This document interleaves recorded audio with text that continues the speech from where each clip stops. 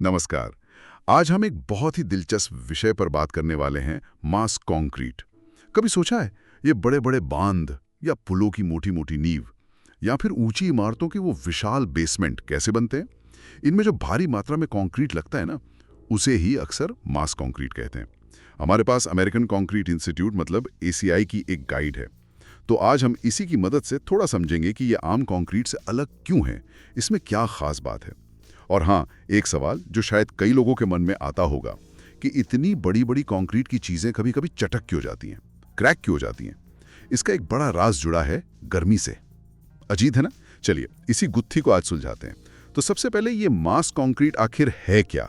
क्या ये बस बहुत सारा कंक्रीट है? नहीं, सिर्फ क्वांटिटी की बात नहीं है। मतलब ज्यादा होना एक हिस्सा है, पर गाइड के हिसाब से मैस कंक्रीट का मतलब है कंक्रीट का इतना बड़ा वॉल्यूम, इतना ज्यादा कि जब सीमेंट पानी से मिलता है ना, वो केमिकल रिएक्शन होता है, हाइड्रेशन कहते हैं उसे। तो जो गर्मी पैदा होती है वो अंदर ही फंस जाती है, बाहर नहीं निकल पाती आसानी से। अच्छा, जैसे कोई बहुत बड़ा केक बेक कर रहे हो। हाँ, बिल्कुल सही उदाहरण है। जैसे केक अंदर से बहुत देर तक गर्म रहता है, बाहर ठंडा होने के बाद भी। मैस कंक्रीट में भी ठीक यही होता है। अंदर का हिस्सा, जिसे कोर कहते हैं, वो बहुत गर्म हो जाता है और बाहरी सतह मतलब सरफेस वो माहौल के हिसाब से ठंडी होने लगती है। और इस टेम्परेचर के फर्क से क्या होता है फिर? यहीं असली प्रॉब्लम शुरू होती है। ये जो तापमान का अंतर है ना, अंदर गर्म बाहर ठंडा, ये कंक्रीट के अंदर एक जबरदस्त खिंचाव पैदा करता है, स्ट्रेस जिसे कहते हैं। स्ट्रेस कंक्रीट में? जी हाँ, थर्मल स्ट्रेस। और अगर ये स्ट्रेस, ये खिंचाव बहुत ज्यादा हो जाए, कंक्रीट की अपनी एक सहने की लिमिट होती है, तो उसमें दरारें पड़ जाती हैं, क्रैक्स। अरे बाप रे, क्रैक्स? जी, तो मतलब खतरनाक बात हुई। बिल्कुल। ये दरारें सिर्फ दिखने में बुरी नहीं लगती, ये उस पूरे स्ट्रक्चर की मजबूती मतलब स्ट्रेंथ और उसका टिकाऊपन, ड्यूरेबिलिटी, उसको सीरियसली कमजोर कर सकती हैं।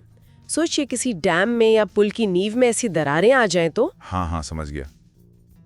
कितना बड़ा रिस्क हो सकता है। इसीलिए इस गर्मी को कंट्रोल करना मैस कंक्रीट में सबसे जरूरी काम बन जाता है। तो क्या हर तरह के बड़े कंक्रीट स्ट्रक्चर में एक ही जैसी दिक्कत होती है या इसके भी कुछ टाइप्स हैं? हाँ, इसमें भी थोड़ा फर्क है।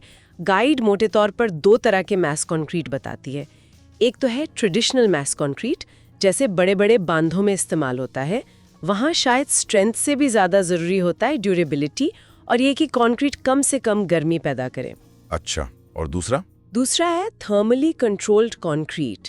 ये आपको इमारतों की मोटी नींव या ब्रिजेस के बड़े हिस्सों में मिलेगा। यहाँ अक्सर ज्यादा स्ट्रेंथ चाहिए होती है और गर्मी को काबू में रखने के लिए थोड़े अलग मतलब कंट्रोल्ड तरीके अपनाने पड़ते हैं। इतिहास में अगर देखें, कोई ऐसा बड़ा प्रोजेक्ट है जहां इस गर्मी वाली चुनौती से निपटा गया हो? कोई फेमस उदाहरण? बिल्कुल, अमेरिका का हूवर डैम वो एक क्लासिक केस स्टडी है।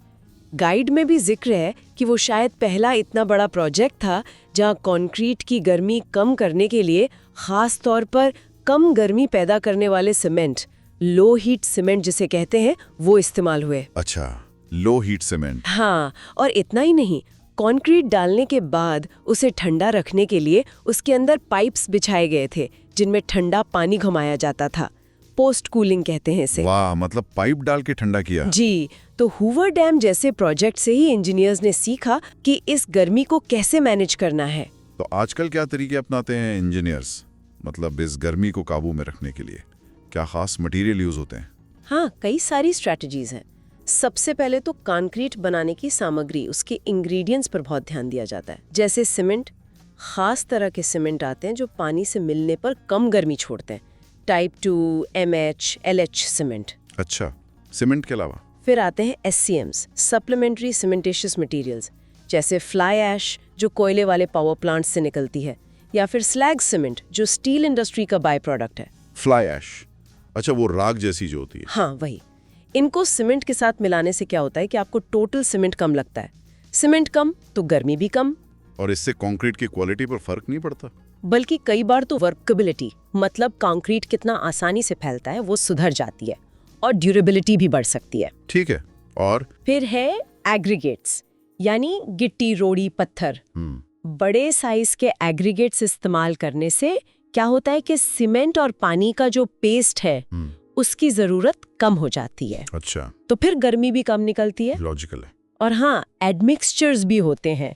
ये कुछ केमिकल्स होते हैं जिन्हें थोड़ी मात्रा में मिलाते हैं कंक्रीट के गुण सुधारने के लिए, जैसे पानी की जरूरत कम करने वाले या कंक्रीट के जमने का टाइम कंट्रोल करने वाले। ये सब भी इनडायरेक्टली गर्मी कम करने में मदद करते हैं। समझ गया। तो ये तो हुई मटेरियल की बात। क्या कंक्रीट डालने का तरीके में, मतलब प्लेसमेंट में भी कुछ खास होता है? हाँ, बिल्कुल। सिर्फ मटेरियल से काम नहीं चलता, डालने का तरीका भी बहुत महत्वपूर्ण है। एक तो है प्री कूलिंग, मतलब कंक्रीट मिक्स बनाने से पहले ही उसके सामान को ठंडा कर लेना। पहले ही ठंडा करना? कैसे? पानी को ठंडा करके इस्तेमाल करना। कभी कभी तो पानी की जगह बर्फ मिला देते हैं मिक्स में। एग्रीगेट्स को भी ठंडा किया जा सकता है। अच्छा, बर्फ, इंटरेस्टिंग है। दूसरा है पोस्ट कूलिंग, जैसा हूवर डैम में हुआ था। कंक्रीट डालने के बाद उसके अंदर बिछे पाइप्स में ठंडा पानी या हवा सर्कुलेट करना। वो पाइप वाला सिस्टम। जी। और तीसरा कंट्रोल्ड प्लेसमेंट, मतलब एक साथ बहुत मोटी परत डालने की बजाय पतली पतली परतों में कंक्रीट डालना। लिफ्ट्स कहते हैं इन्हें। और हर लिफ्ट डालने के बाद थोड़ा टाइम देना ताकि वो ठंडी हो सके, फिर अगली लिफ्ट डालना। काफी प्लानिंग लगती होगी इसमें तो। हाँ, बहुत ज्यादा। तो ये सब इतना तामझाम, ये सब क्यों इतना जरूरी है? एक बार फिर से बताएं। जैसा हमने शुरू में बात की थी, ये सब इसलिए जरूरी है ताकि कंक्रीट के अंदर वो खतरनाक थर्मल क्रैक्स न पड़े। अगर गर्मी को कंट्रोल नहीं किया तो ये दरारें आ सकती हैं, और ये दरारें वक्त के साथ बढ़ सकती हैं, जिससे किसी डैम, किसी पुल या किसी बड़ी इमारत की सेफ्टी और उसकी उम्र, मतलब लाइफ स्पैन, दोनों पर बहुत बुरा असर पड़ सकता है। वो स्ट्रक्चर अनसेफ हो सकता है। सही बात है, सेफ्टी सबसे पहले कि हमारी बड़ी और ज़रूरी इमारतें, पुल, बांध, ये सब मजबूत बने और लंबे समय तक, दशकों तक सुरक्षित रहें। तो आज हमने काफी गहराई से समझा कि मैस कंक्रीट से बहुत सारा कंक्रीट नहीं है, बल्कि ये वो कंक्रीट है जिसमें अंदर पैदा होने वाली गर्मी को मैनेज करना सबसे बड़ी चुनौती है और सबसे जरूरी काम भी। और इसके लिए खास मटेरियल से लेकर डालने के खास तरीकों तक सब कुछ बहुत ध्यान से प्लान करना पड़ता है, ताकि वो खतरनाक दरारें ना पड़े। बिल्कुल सही। और यहाँ एक सोचने वाली बात ये भी उठती है कि भविष्य में जैसे जैसे हम और भी बड़े और भी कॉम्प्लेक्स स्ट्रक्चर्स बनाएंगे, और साथ ही क्लाइमेट चेंज की चुनौतियां भी बढ़ रही हैं, तो ये मैस कंक्रीट की टेक्नोलॉजी और मटेरियल्स आगे कैसे विकसित होंगे? क्या हम कुछ ऐसा नया बना पाएंगे जिससे ये बड़े स्ट्रक्चर्स और भी ज्यादा ड्यूरेबल और रेजिलिएंट बन सकें? मतलब हर तरह की चुनौतियों को और बेहतर तरीके से झेल पाए। ये वाकई सोचने वाली बात है। भविष्य की इंजीनियरिंग के लिए एक बड़ा सवाल।